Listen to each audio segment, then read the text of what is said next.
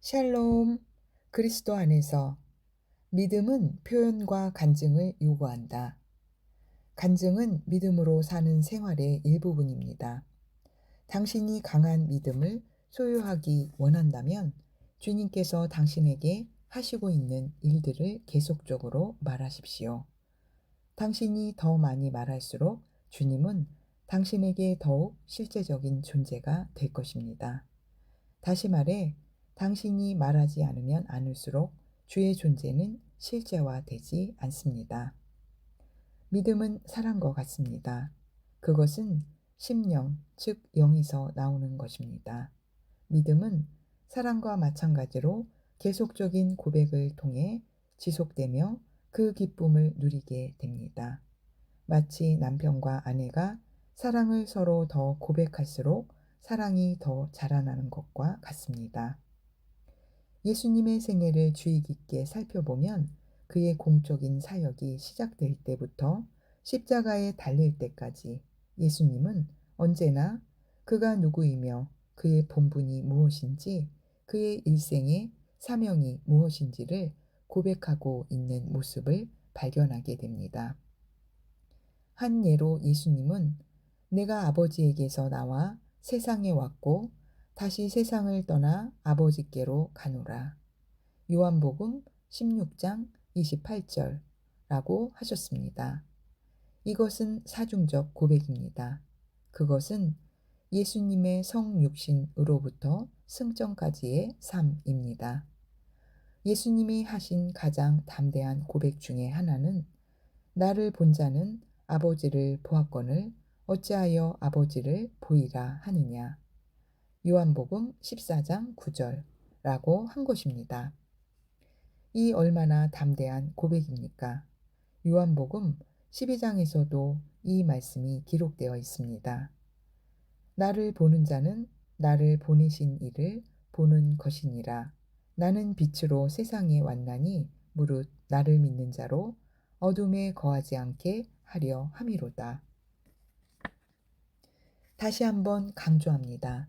예수님께서는 끊임없이 그가 누구이며 그의 본분이 무엇이며 그의 사명이 무엇인지 고백하셨습니다. 어떤 사람은 하지만 그분은 예수님이셨잖아요 라고 말할 수도 있습니다. 그렇습니다. 그러나 성경은 예수님께서 보이신 모본이며 우리는 예수님의 걸음을 따라야 합니다. 당신은 끊임없이 당신이 누구인가를 고백하여야 합니다. 어느 거리에 사는 누구의 아들이니 딸이니 하는 육신적인 것이 아니라 하나님의 말씀을 따라 당신이 누구인지를 고백하여야 합니다. 이것이 우리가 굳게 잡아야 할 고백입니다. 요한일서 3장 1절에서 2절. 보라, 아버지께서 어떠한 사랑을 우리에게 베푸사 하나님의 자녀라 일컬음을 받게 하셨는가. 우리가 그러하도다. 그러므로 세상이 우리를 알지 못함은 그를 알지 못함이라. 사랑하는 자들아, 우리가 지금은 하나님의 자녀라. 장래에 어떻게 될지는 아직 나타나지 아니하였으나 그가 나타나시면 우리가 그와 같을 줄을 아는 것은 그의 참모습 그대로 볼 것이기 때문이니. 로마서 8장 14절, 16절에서 17절. 무릇 하나님의 영으로 인도함을 받는 사람은 곧 하나님의 아들이라. 성령이 친히 우리의 영과 더불어 우리가 하나님의 자녀인 것을 증언하시나니.